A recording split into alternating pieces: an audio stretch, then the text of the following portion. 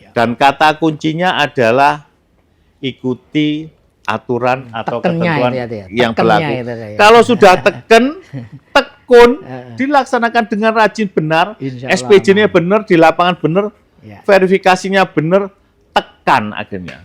Teken, tekun, tekan. Sudah. Tekan. Oke. Itu filosofi Jawa lah. Jadi DPRD, kepala daerah itu sebenarnya core bisnisnya, itu sentrisnya ya tetap citizen. Masyarakat. Sama masyarakat. Iya, Dan iya, iya. beliau kelihatannya percaya bahwa Muhammad Ali Kuncoro mampu Bener, menjadi jembatan emas terhadap dua kepentingan ini.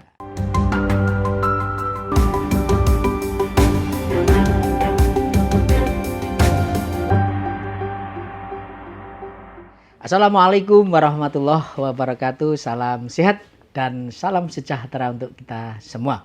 Tribuners dan pemirsa harian Surya dimanapun berada, kesuksesan DPRD baik di tingkat 1 maupun tingkat 2 tidak lepas dari kecakapan sekretaris dewan dalam membackup tugas-tugas DPRD.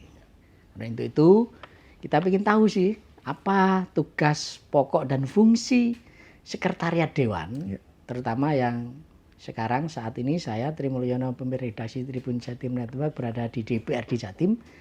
Tugas dan fungsi sekretariat dewan, untuk itu saya saat ini telah bersama Bapak Muhammad Ali Kuncoro, SSTP MSI, Sekretaris Dewan DPRD Provinsi Jawa Timur. Assalamualaikum, selamat siang Pak Ali. Waalaikumsalam Mas Tri, selamat siang. Terima kasih. Sehat Mas Tri? Alhamdulillah. Pak Ali, kita ingin tahu sebelum ngobrol lebih lanjut, sebetulnya tupoksi, tugas pokok fungsi sekretariat dewan itu seperti apa Pak Ali? Jadi sekwan ini kalau saya ibaratkan itu seperti dikotomi mata uang. Jadi satu sisi kita tentu harus tegak lurus terhadap eksekutif, karena itu adalah induk organisasi kita, tapi di sisi lain kita ditempatkan di legislatif untuk memberikan pelayanan kepada para anggota dewan, yang mana mereka adalah perwakilan dari masyarakat Jawa Timur. Total di DPRD Jawa Timur ini ada 120 anggota. Dan komposisi saat ini hampir 60% adalah anggota yang baru. Nah, terkait masalah tugas sekwan yang paling penting dan utama, bagaimana tugas-tugas yang diampu oleh DPRD itu bisa berjalan dengan baik. Tugas-tugas DPRD sebagaimana yang panjenengan ketahui dan saya pikir semua khalayak sudah paham, pertama terkait masalah legislasi, yakni pembentukan peraturan daerah. Yang kedua fungsi budgeting, yakni penganggaran. Yang ketiga adalah pengawasan. Dan tugas kami mengharmonisasi itu semua sehingga tugas-tugas yang diampu oleh DPRD itu bisa berjalan dengan baik dan sesuai dengan koridor hukum yang telah ditetapkan. Adapun struktur atau bagan yang ada di DPRD, bahwa sekwan ini ada satu sekretaris, di bawahnya ada 4 kepala bagian, dan di bawahnya lagi terdiri ada beberapa katim, karena sekarang kan komposisi kepegawaian kan lebih ke jabatan fungsional. Dan di eselon 4 ini hanya ada satu, yakni Kasubag TU. Jadi kabagnya itu ada kabag umum, yang kedua kabag perencanaan dan keuangan, yang ketiga itu kabag fasilitasi penganggaran, yang keempat itu kabag persidangan dan peraturan perundang-undangan. Gitu Mas Tri. Pak Ali, jadi tegasnya sebetulnya sekretariat dewan itu bukan sekretarisnya ketua DPRD gitu ya? Ya, sebenarnya lebih pada fungsi administratif. Oh gitu ya, jadi mengelola tugas-tugas seluruh DPRD ya, tidak hanya ketua gitu ya? Betul, betul. Pak Ali, ini kan sudah beberapa bulan dilantik ya anggota dewan ya. Ini kayaknya sih saya lihat langsung tancap gas. Apa saja Pak Ali yang kemarin sudah dilakukan dewan baru, tentu berkat dukungan maksimal dari sekretariat dewan juga ya. Mas Tri, jadi saya masuk ini kan pada saat memang masa transisi. Jadi saya masuk itu pergantian antara masa jabatan yang lama dengan masa jabatan yang baru. Jadi sebenarnya sama-sama menyesuaikan. Saya sebagai newcomer yang kebetulan masih juga diberi mandat sebagai penjabat wali kota, dengan beberapa pimpinan yang hampir semua 5 pimpinan ini baru. Jadi komposisi 5 pimpinan saat ini ada juga baru. Dan ada beberapa yang memang betul-betul pendatang baru. Jadi Pak Ketua DPRD itu Pak Haji Muhammad Musyafa Rauf itu baru sebagai anggota DPRD Provinsi. Meskipun beliau juga punya sepak terjang sebelumnya di DPRD Kota Surabaya. Dan pimpinan yang kedua Mas Denny memang sudah lama, tapi baru kali ini sebagai pimpinan. Yang ketiga itu ada Pak Hidayat, lama tapi juga baru kali ini jadi pimpinan. Yang ketiga itu ada Pak Blegur, wakil pimpinan itu dari Golkar. Tapi yang bersangkutan juga sudah lama jadi anggota, cuman di pimpinan baru. Yang keempat, pimpinan yang terakhir dari Demokrat itu betul-betul juga newcomer baru. Nah, apa yang sudah kita lakukan tentu sama-sama menyesuaikan dan banyak hal yang sudah kita jalankan selain masalah rapat paripurna, juga kita kemarin juga sudah berhasil melaksanakan suksesi pergantian pimpinan juga secara smooth, tidak ada gejolak usulan masing-masing fraksi. Yang berikutnya yang tidak kalah penting di akhir tahun anggaran kemarin kan juga ada pembahasan terkait masalah RAPBD tahun 2025. Dan alhamdulillah semuanya on schedule, tidak ada permasalahan yang berarti meskipun suasana pembahasan itu sangat dinamis dan dikupas mendalam. Karena 60% anggota baru, maka tentu kritis dan semangatnya itu pengen tahu kedalaman. Pengen tahu kedalaman seperti apa sih sebenarnya postur anggaran yang dimiliki oleh Provinsi Jawa Timur. Tapi sekali lagi semua sesuai dengan time schedule yang dipersyaratkan dan running dengan baik. Di tahun 2025 ini sudah ada semacam perda yang dihasilkan, inisiatif dari eksekutif, yakni Bank BPR. Bank BPR berubah nomenklatur yang semula bank perkreditan, ya kan, menjadi bank perekonomian. Ini sudah ditetapkan di awal tahun dan saat ini juga sedang running pembahasan untuk perubahan juga nomenklatur atau perda baru, yakni Jatim Geraha Utama dan Jamkrida. Inisiatif eksekutif juga? Inisiatif eksekutif. Di tahun ini yang akan dibahas itu selama 1 tahun ini ada 14 usulan raperda dari eksekutif dan 7 raperda dari legislatif. Insya Allah kita sudah mapping sehingga semuanya bisa kita laksanakan sesuai dengan penjadwalan atau milestone yang kita bikin. Padat sekali ya. Padat merayap, 14 susul menyusul. 21. Ya. Baik, Pak Ali. Saya juga ingin tahu juga ya, sekretaris Dewan di tingkat 1 ya DPRD Jatim itu bisa juga berkoordinasi atau mensinkronkan dengan tugas-tugas Sekwan di tingkat 2 ya Pak Ali? Tentu bisa. Jadi memang tidak ada hubungan hierarki. Itu memang tidak ada, tapi koordinatif kita lakukan. Jadi kita ini punya program itu 1 bulan sekali kita berkumpul bersama dengan para sekretaris DPRD yang ada di kabupaten kota. Tentu membahas isu-isu strategis atau perkembangan dinamika di masing-masing wilayah yang itu sebagai sebuah pengkayaan. Kan terkadang itu kan dinamisasi atau dinamika masing-masing daerah kan berbeda. Dan terkadang itu pentafsiran terhadap aturan. Kita kan kerja itu kan selalu berpedoman pada teken lah. Teken itu tongkat, tongkat itu payung hukum. Nah, terkadang pentafsiran sebuah surat edaran atau mungkin ada perpres atau PP itu kan terkadang mesti tafsir. Di situ terkadang kita rembukan, mencari solusi, kalaupun tidak ada titik temu, ya kita konsultasi ke pusat, ya terkadang ke Kemendagri, Kementerian Keuangan, sehingga ada kesamaan dalam mentafsirkan sebuah aturan. Jadi fungsi koordinatif kita kedepankan. Tapi kalau bicara hierarki memang tidak ada hubungan. Pak Ali, program kerja jaring aspirasi itu yang sering jadi sorotan ya, termasuk di DPRD Jatim. Barangkali Mas Ali sebagai penjabat baru punya kiat gitu ya, bagaimana agar program jaring aspirasi ini kita sebut ada Pokir, ada Pokmas itu tidak tersangkut hukum lagi, Mas Ali. Ini yang PR besarnya Mas Ali kayaknya di situ juga ini. Jadi kalau kita flashback di tahun 2022, ini kan ada ledakan terkait kasus yang ada di Jawa Timur yang ditangani oleh 3 huruf. Dan ini kan sudah menjadi wacana publik. Sampai saat ini pun kasusnya masih basah. Maksud saya basah kan masih terbuka lebar, konstruksi pemeriksaannya kan masih terus berjalan. Nah, sebenarnya kalau terkait masalah program Pokir ataupun yang dibangun dari aspirasi masyarakat yang dihimpun melalui reses, Undapil. Jadi kan setiap anggota dewan itu sebenarnya kan memiliki peran itu belanja masukan dari masyarakat. Itu melalui medianya adalah reses, kunjungan dapil.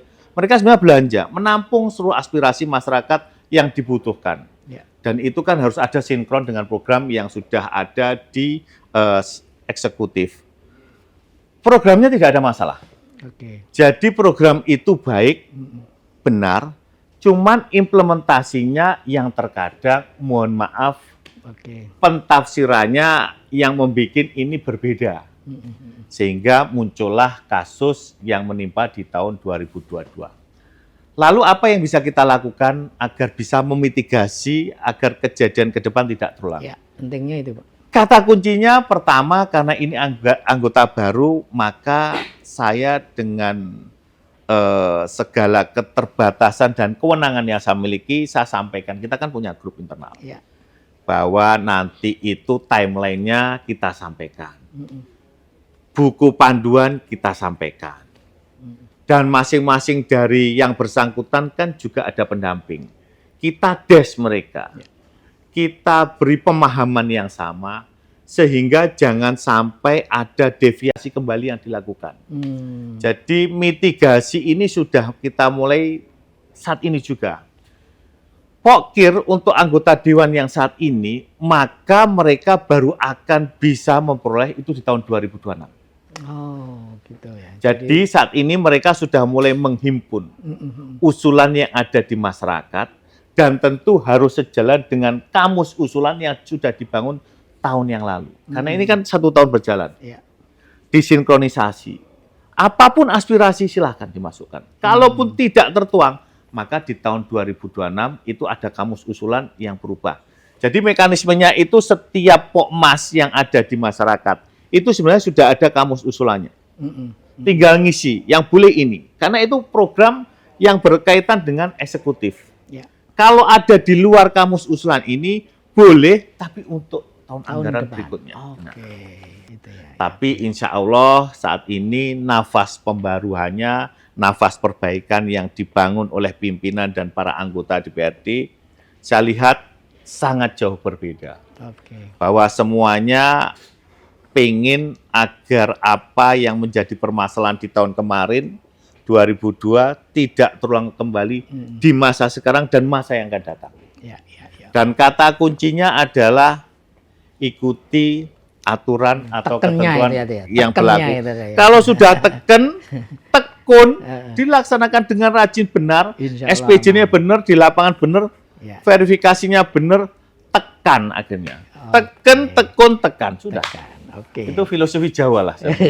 Mas Ali, di tengah upaya untuk memperketat segala macam, tapi kita tentu ingin DPRD itu tetap aspiratif, transparan gitu ya. Jadi meskipun ketat, tetap juga ini sebagai rumah rakyat harus aspiratif gitu. Itu bagaimana juga kiat agar DPRD itu tetap terbuka, bisa menampung semua aspirasi masyarakat gitu. Ada upaya-upaya khusus nggak, Pak? Jadi gini, saya harus sampaikan gini, kayak bangunan kita.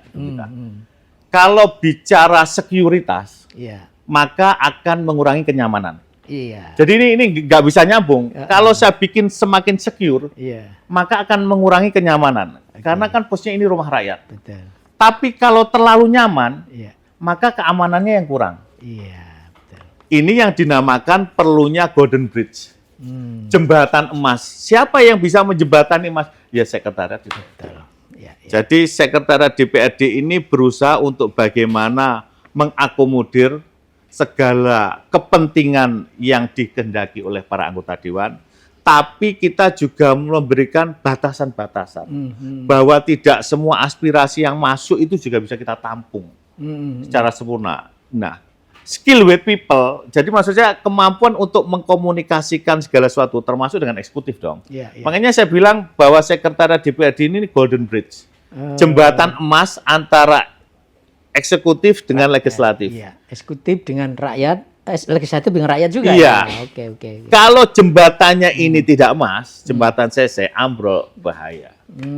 Karena undang-undang pemerintahan daerah, undang-undang nomor 23 tahun 2014 jelas bahwa pemerintahan daerah adalah kepala daerah dan jadi kita betul-betul harmonisasi seluruh kepentingan dari legislatif itu bisa kita akomodir, aspirasi dari masyarakat itu juga bisa ditampung, dan jangan lupa induk saya adalah eksekutif.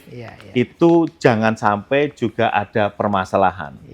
Jadi sekali lagi kata kuncinya bahwa menjadi seorang sekretaris DPRD itu harus benar-benar paham dan mengerti ilmu soal komunikasi. Karena setiap orang itu pada dasarnya unik, pengen didengar, dan pengen dihormati. So, perlakuannya terkadang ya ada yang biasa, terkadang ada special treatment. Kayak gitulah, kurang lebih gitulah. Tapi menarik juga ini, tadi Mas Ali nyebut bahwa separuh lebih anggota dewan baru ya, 62 kalau nggak salah. 62. Dari berbagai macam partai ya, Mas Ali. Barangkali bisa cerita nih, suka dukanya ngelola tadi sudah di-spill sih. Harus ada treatment khusus ya. Apa aja Mas yang biasanya ada yang unik gak ya? Ya pasti, karena saya bilang setiap pribadi itu unik. Jadi sebenarnya kan saya masih baru nih, saya TMT-nya kan per 1 September. Itu pun kan harus berdiri di 2 kaki. Maksud saya kan sebagai penjabat wali kota, definitifnya di DPRD Provinsi Jawa Timur. 60% anggota baru. Yang mohon maaf kita juga tidak pernah tahu bagaimana rekodnya, jejak rekamnya. Tapi yang jelas bagaimana kita bisa segera menguasai medan. Karena mengharmonisasi 120 yang semuanya itu adalah pemilik suara yang ada di Jawa Timur. Ya kan? Jadi hegemoninya kan luar biasa, Mas. Meskipun saya pejabat wali kota, ya saya harus bisa menempatkan diri bahwa saya pelayanan mereka. Tapi sekali lagi penekanan saya akan melakukan yang terbaik dari apa yang saya bisa sepanjang sesuai dengan regulasi. Kalau sudah itu tidak sesuai ketentuan, ya saya akan garis. Tidak. Apapun resikonya saya akan bilang tidak.